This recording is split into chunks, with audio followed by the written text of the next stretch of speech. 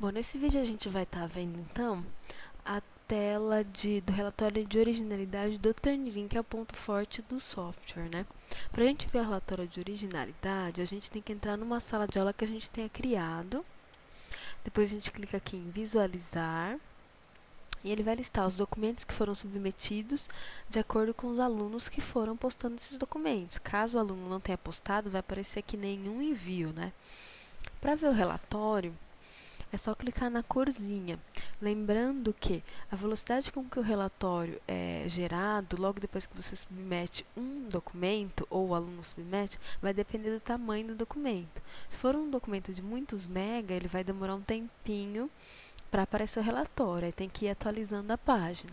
Agora, se for um arquivo que você copiou e colou e fez o upload no Turnitin, ele vai rapidinho para gerar o relatório, mas isso também vai depender da configuração da tarefa, né?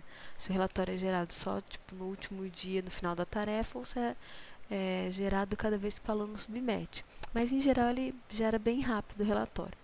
Para entrar, a gente vai clicar então na corzinha. Se aparecer uma telinha azul, que no meu caso não apareceu porque eu tirei a seleção, que tem as principais dicas, é só dar uma olhada, que ele comenta por cima sobre quais são os principais botões, as principais funcionalidades, e depois colocar lá embaixo, clicar em não exibir na próxima vez que abrir. É uma coisa assim o título.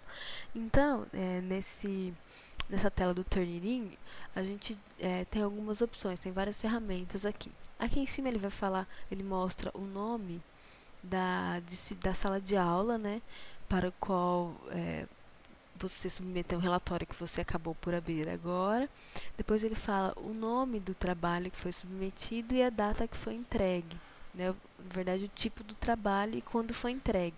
O tipo do trabalho eu não digo, mas o nome da atividade, que no caso aqui eu tinha falado que o nome da atividade era bibliografia dentro da sala de aula normalização. A entrega foi dia 18, que eu acabei de postar esse esse trabalho, né? Aqui nessa barrinha preta dá para a gente navegar entre todos os documentos que foram postados por todos os alunos, né? Então aqui é o primeiro documento que eu tinha postado antes, aqui é o que eu abri e aqui é o que eu tinha postado antes também. Então dá para você navegar entre os documentos de todos os alunos por essa barrinha. Aqui em cima a gente tem os botões. O vermelho é o do relatório de originalidade, o azul é o do Grade Mark, que é a marcação de notas, e o verde é do Peer Mark, que é a avaliação por pares, que a gente vai estar vendo em outros vídeos, tá? A visualização é toda colorida dependendo da configuração que você faz no Turnitin. Né? No caso, ele já está automaticamente configurado para aparecer a cor correspondendo com a fonte, né? Então, aqui eu tenho em vermelho é a Wikipedia, 2 em rosa é a Unicamp, 3 em roxo é a UF e assim por diante. Se eu estiver tendo dificuldade para ver a letrinha porque está muito pequena, é só aumentar o zoom aqui e que a gente vê melhor a visualização do documento. Tá? Aqui a gente tem o índice de semelhança, né? Que ele calculou em percentual, e aqui vai aparecer a nota quando você der a nota no Grade Mark, que não é o caso agora. Nesse primeiro botão, a gente tem a visão geral das correspondências, onde ele lista a maior parte não, ele lista as fontes que tiveram a maior correspondência percentual. Se a gente quiser ver todas as fontes, é só clicar aqui nesse outro botãozinho, todas as fontes, que ele vai listar todas. Aí ele mostra, para a primeira que automaticamente vem selecionada, ele mostra o contexto em que essa fonte apareceu.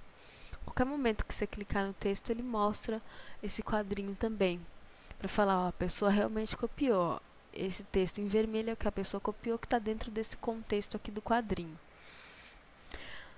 Tá? Então aqui eu tenho todas as fontes, é muita coisa e muitas são repetitivas, que nem se eu clicar numa fonte, ele me mostra o que a fonte copiou. Por exemplo, aqui era a FAPESP. Né? Se eu clicar nessa outra, vocês vão ver que é FAPESP de novo. Se eu clicar nessa outra, é FAPESP de novo. Então, às vezes, as fontes ficam muito repetitivas. Daí, o que dá para fazer? Dá para excluir algumas fontes ou excluir as fontes que derem uma correspondência menor que um X% que eu determinar, que eu vou mostrar o que é. Então, primeiro, se eu quiser excluir uma fonte, eu clico aqui no botãozinho excluir fontes, aí ele vai me aparecer os quadrinhos de seleção. Aí eu seleciono as fontes que eu quero excluir, eu selecionei essas 4, por exemplo, vou selecionar mais essa, por exemplo. Só que de 4 já pulou para 7, tá vendo? Porque se você clicar na fonte, às vezes acontece da fonte ter subfontes. Então, eu seleciono 3, a hora que eu seleciono a quarta, ele já pula para 8, 7, um número maior. Porque de repente a fonte tem subfontes. Aí eu selecionei essa 7, é só clicar aqui em exclude, né? Excluir, que ele vai me excluir essas fontes. Se eu quiser, de repente me arrependi e quero voltar essas fontes, é só clicar aqui nesse símbolozinho que parece uma placa de trânsito e ele vai mostrar todas as fontes que eu excluí. Daí eu posso selecionar as fontes e clicar em restaurar. Como eu posso selecionar as fontes, não selecionar as fontes no caso, né, e clicar em restaurar tudo, que ele já restaura as fontes e elas voltam para a lista das correspondências no total. Então, essa primeira opção aqui é de visualizar as fontes, que é onde a gente está. Essa terceira que eu mostrei é de editar, visualizar essas fontes que foram excluídas. E esse botãozinho do meio permite que você faça algumas configurações de filtro, que nem eu falei. O destaque multicolorido já vem selecionado por padrão, né, que é aquele negócio de cada corzinha para uma fonte específica de onde ele tirou. Se eu quiser excluir, que às vezes é um tanto quanto útil, é que esse documento não tinha citações, né? Mas se eu quisesse excluir as chamadas de citação e as referências do final do texto, para que não apareça, eu posso excluir. É interessante, dependendo do contexto, por quê? Porque ele pega, quando é uma referência que você fez, uma citação, mesmo assim ele pega, ele acha que é plágio, mas no contexto, como o documento foi citado, a gente sabe que não é. Então aí fica o critério da pessoa excluir as citações e excluir a lista de referências, as referências do relatório de originalidade. Também é possível excluir correspondências que têm menos de, por exemplo, 2%.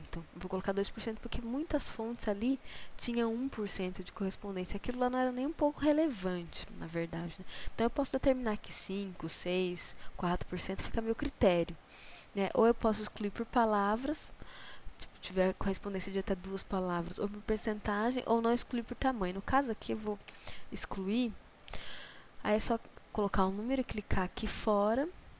No caso eu cliquei no lugar errado, para ele ficar em azul, caso não fique, né, esse botãozinho de aplicar alterações. Então eu vou escolher as fontes que tem menos de 2% de correspondência,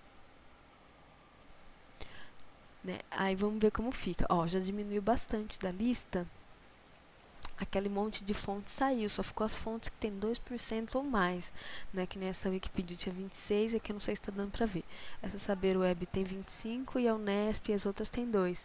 Então sai aquele monte de coisa irrelevante, fica só as fontes mais relevantes, né? Aí fica a critério da pessoa. Esse botão aqui, relatório somente texto, é um botão que eu acho que era da versão antiga do Turnitin.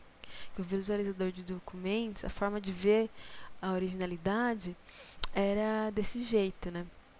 Era diferente. Mas se eu quiser voltar para aquele outro modo, que na verdade é mais bonito, é só clicar aqui em visualizador de documentos que a gente volta. Reparem que quando eu excluí algumas fontes, eu não excluí as fontes, eu excluí aquelas fontes que tinham menos de 2% de correspondência. Olha, ele já recalculou meu índice de semelhança automaticamente. De 32% caiu para 29%. Por quê? Porque eu tirei aquelas fontes que tinham menos de 2%, ou seja, tinham 1% só, né? Porque não tinha nada a ver. Era coisa muito pequenininha. Aqui esse botãozinho, ele oculta ou ele mostra a barra lateral, né, que tem essas opções todas. E aqui embaixo, esses botõezinhos mostram as informações do documento. Ó, ele conta as palavras, mostra o tanto de vezes que ele foi enviado, o índice de originalidade e alguns outros dados. Esses outros dois botões, um é para fazer o download do documento. Aí ele fala, aguarde enquanto seu download está sendo preparado. Depois ele dá um link e você baixa o arquivo, né, que ele está baixando ainda. Na hora que terminar de baixar, eu abro o arquivo que eu baixei do Turnitin. E ele vem meio que... Aqui não sei se dá pra ver. ele vem meio que sublinhadinho, ó. Um destaque que ele vai dar o destaque dos plágios, né? Tem tudo numerado de acordo com as fontes, né? Aí no final do trabalho que você baixou, aí vem, ó, ele imprime, na verdade, imprime não, ele coloca nessa forma em texto o relatório de originalidade e fala, ó, fonte 1 é a Wikipedia, fonte 2 é Unicamp, fonte 3 é a UF, e dá as correspondências que nem lá no visualizador, só que agora no papel, né, para imprimir ou para visualizar no computador. Esse botão aqui seria para imprimir, mas até onde eu consegui, até onde eu testei, eu só consegui baixar o arquivo. Dá meio que no mesmo, clicar na impressorinha ou clicar aqui no download, ele dá, das duas formas ele dá o download, ele vai dar o download do documento ao invés de mandar direto pro computador, mandar direto pro computador e imprimir. Tá, então é isso do relatório de originalidade. Não tem muito segredo, é só saber dar uma configurada legal para ele funcionar melhor. Espero que dê para ajudar, né, o vídeo.